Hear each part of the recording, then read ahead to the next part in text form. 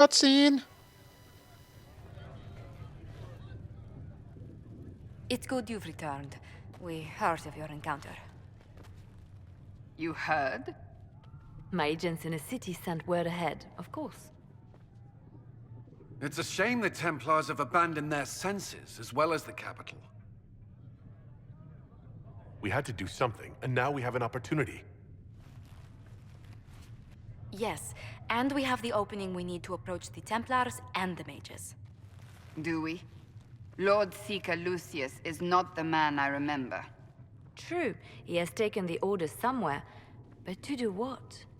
My reports have been very odd. We must look into it. I'm certain not everyone in the Order will support the Lord Seeker. Or the Herald could simply go to meet the Mages in Redcliffe instead. You think the Mage Rebellion is more united? It could be 10 times worse.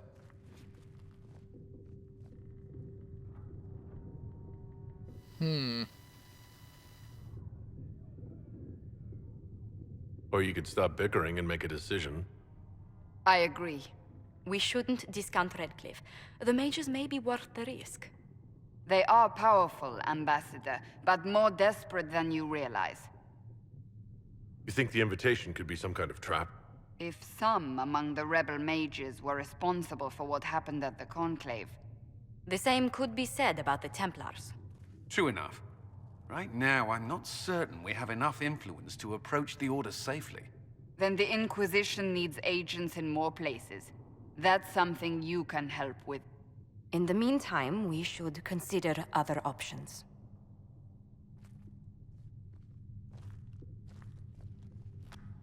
There is one other matter. Several months ago, the Grey Wardens of Ferelden vanished. I sent word to those in Orlais, but they have also disappeared. Ordinarily, I wouldn't even consider the idea they're involved in all this, but the timing is curious. Grey Wardens. I'm not familiar with them. They're an ancient order that has existed to fight Darkspawn invasions since the first Blights thousands of years ago. They have faded since those glory days, but haven't disappeared entirely. Ordinarily, their order is neutral in political affairs, but they appear in strange places. That does sound odd, I agree. The others have disregarded my suspicion, but I cannot ignore it. 2 days ago, my agents in the hinterlands heard news of a Grey Warden by the name of Blackwall. If you have the opportunity, please seek him out. Perhaps he can put my mind at ease. And if he can't? Then there may be more going on than we thought. It was the Grey Wardens. Dun dun dun. Level 7. Woo! Ooh, level 3 influence.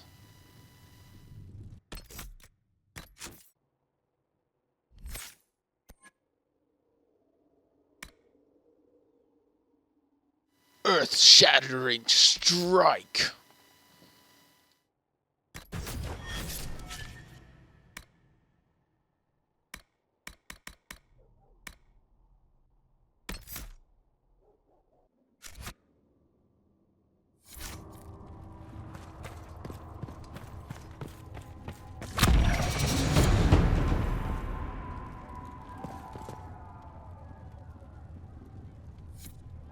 I met an elven mage earlier. Solus, I believe he was called. I admit I was surprised. I didn't expect to find mages among the Inquisition. Tell me, why were you at the Divine Conclave? No idea.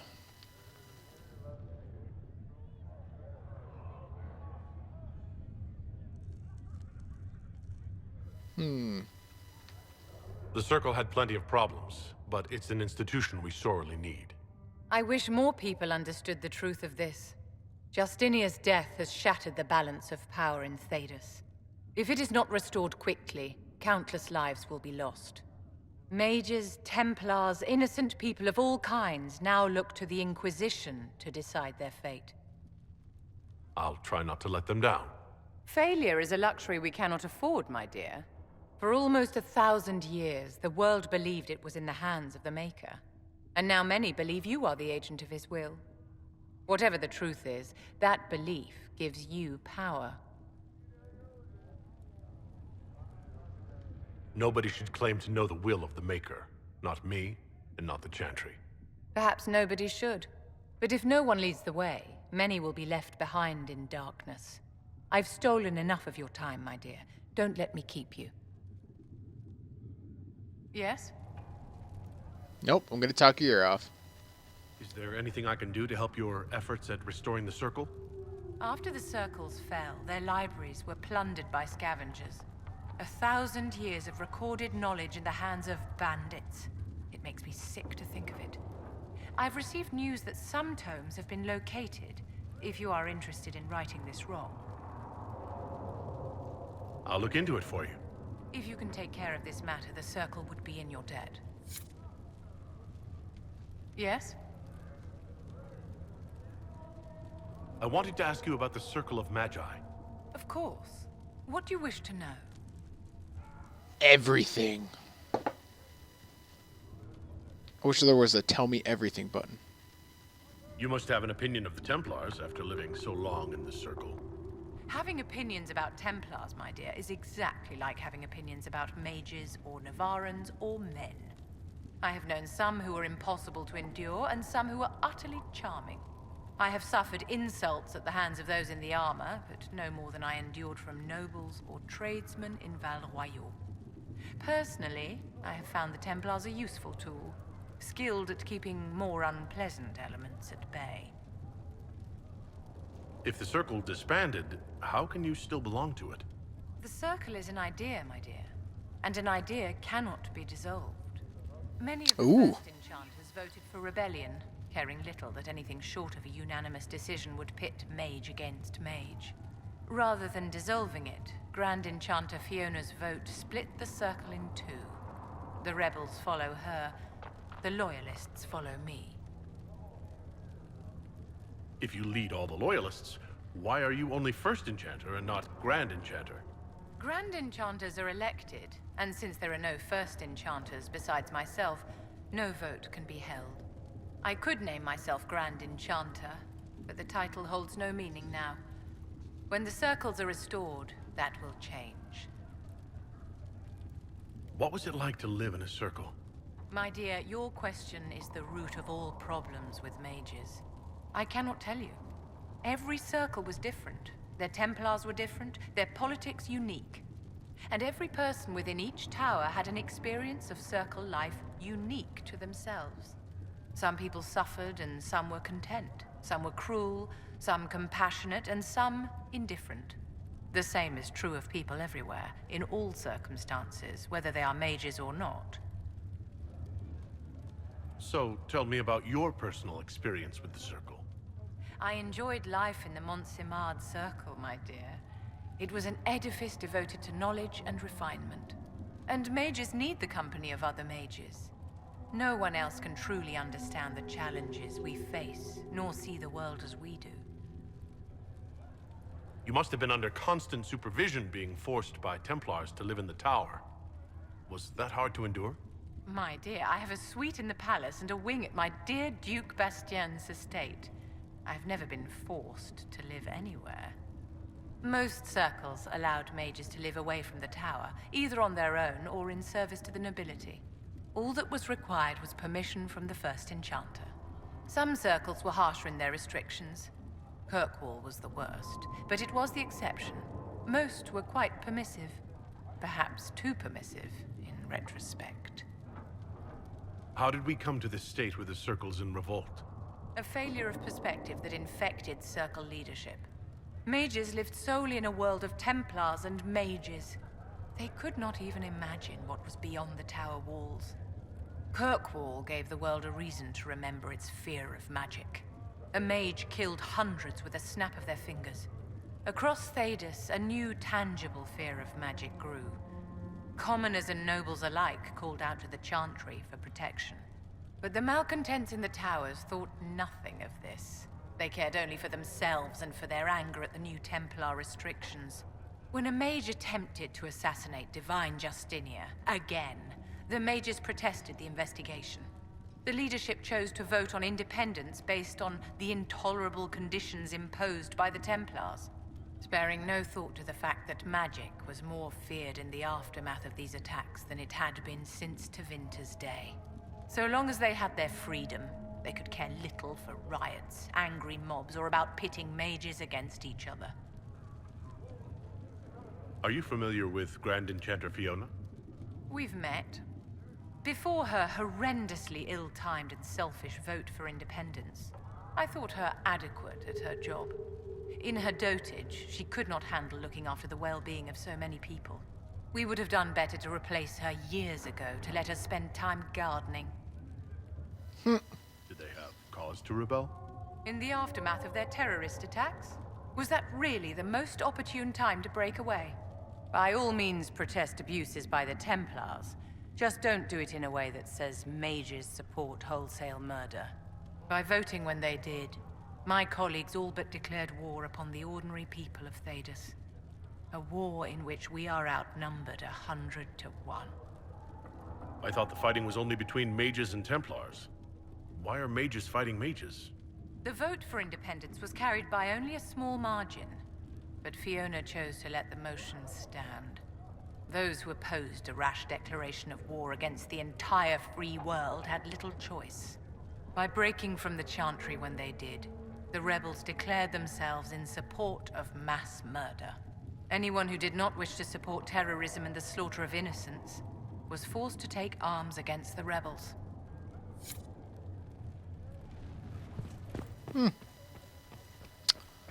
Interesting. Very interesting. That can't be it. Perhaps Leliana was... No, that seems unlikely. Something on your mind, Ambassador? You could say that. I was speaking with Leliana and... Well, we discussed how to make people understand that a dwarf could be a herald of Andraste. Good luck with that, yeah. Is being a dwarf so controversial? Everything about you promises to be controversial. Dwarves rarely join the Chantry. Why would the Maker's Chosen be one, they wonder? Few realize dwarves even have a religion in their philosophy of the stone. It's all bunk. Most humans don't know about the stone. I've dined with merchants from Orzammar. Those few at court are happy to enlighten us. They explained that dwarves believe stone is alive, that good dwarven souls return to it in death. It was interesting, even if the Chantry mothers found it less than amusing. Some dwarves think rocks have feelings and their ancestors become ghosts. I don't buy it. That's fortunate. The Chantry is already worried about the mark on your hand. I wish I could help convince them I'm not a threat. There are stories about your past that may make it difficult. Leliana was telling me rumors that... it sounds preposterous, but... there are stories circulating that you were part of a criminal organization. The Dwarven Carta. I am. Or I was. Until the Conclave. I was hoping... Oh dear. Were you only smuggling at least? Exchanging a few goods on the surface? That's none of your business. What makes you think I've never been to Orzammar? I thought you were without a caste. It was my understanding that dwarves born on the surface are casteless and barred from Orzammar.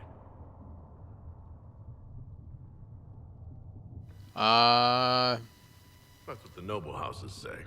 Some dwarves sneak in anyhow. I never did. The Carta kept me busy. Yes, about that. I do need to know the extent of your involvement in the Carta's activities. I have no idea. So let's go with the nice one. I was the buyer for fancy surface goods we sold to rich dwarven houses. Long hours, but peaceful compared to most Carta work. That is a relief. Perhaps we can make your former occupation sound... less unsavory. I'll handle the subject of your past carefully, Herald. I'm sure you can't miss that life.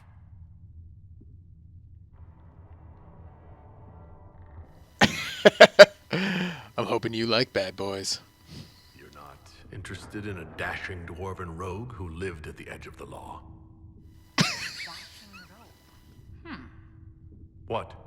We can't quash rumors you were with the Carta, but if a more interesting one comes along... Thank you for the talk. I must ask Varric to draft something. Aw. She's not taking well to my advances. What do the people make of us? Despite our fame, we're low on steadfast allies. We must aim for more. Any visiting dignitaries I should watch out for? Sir Griffith of Denerim, a most distinguished knight of the realm. He's defeated darkspawn, slain demons, chased down abominations. Just don't ask him about it over dinner.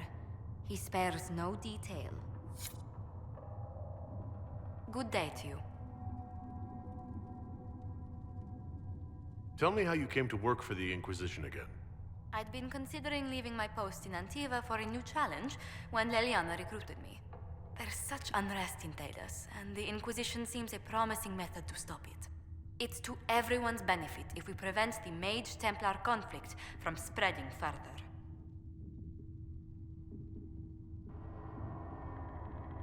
So, was it the prospect of stability that drew you here? The full impact of the Mage Rebellion has yet to be felt, and that was before the death of the Divine. The violence must be curbed before we see it turn to full-scale war.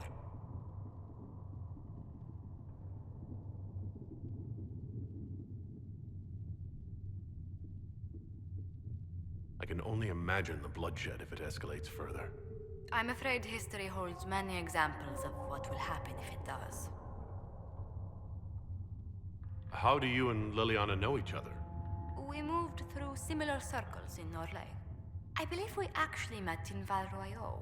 Leliana was quite an accomplished player of the game by then. The game? What exactly do you mean when you say, the game? Forgive me. The game refers to the slow duels of influence among the noble and powerful of Orlais. It's a rather light-hearted name for the matter, but Orlesians are fond of playful touches. As in the Game of Thrones? Huh? Huh?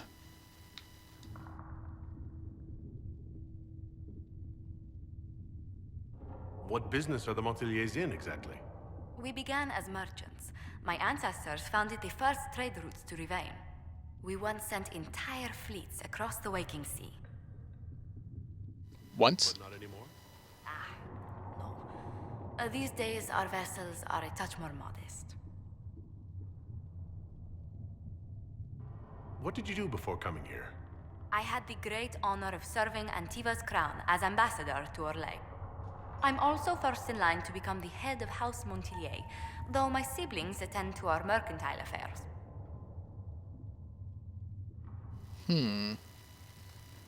How strong are your past loyalties? I would never have given up my position if I did not intend to fully commit to the Inquisition. We cannot fall back on borders. Antiva is as threatened as any country by the rebellions. If anything, the alliances I forged there may help our current cause.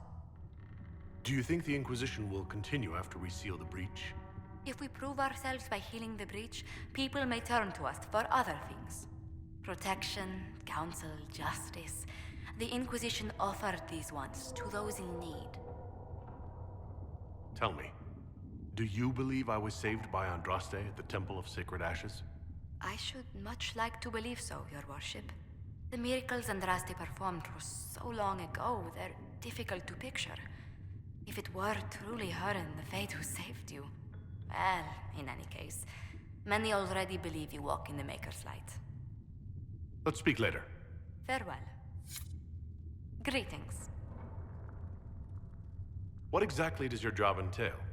I meet with ambassadors from various factions and countries, and cement alliances with them. We are a young cause. Diplomacy is essential to our credibility. Then you speak for the Inquisition with these nobles. I do. Someone must foster goodwill on our behalf, as well as prevent controversy as news of us spreads. How heavily are our actions scrutinized? Make no mistake, every noble house, every throne is waiting to see what the Inquisition does next. Many are willing to pledge support, if offers are made in just the right fashion.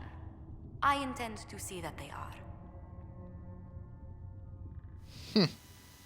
Let's speak later. Alright. I think I exhausted all chat options there. Want to know what this quest is outside. Been filled with silence. I knew them and crossed Creme. shame.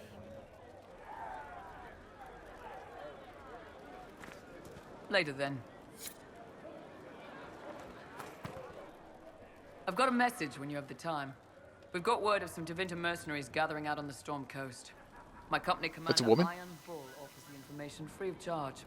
If you'd like to see what the Bull's charges can do for the Inquisition, meet us there and watch us work. What can your Bull's Chargers offer the Inquisition?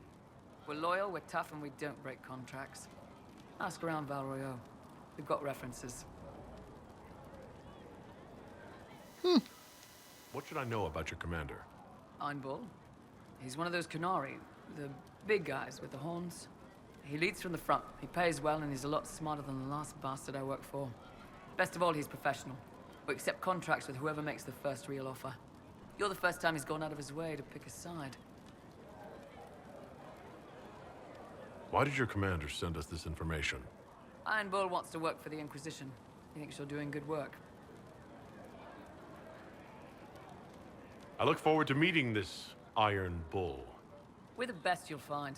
Come to the Storm Coast and you can see us in action. Cool. Speak only the word. Sing only the chant. Alright, let's see what they have to say. Summon a war council.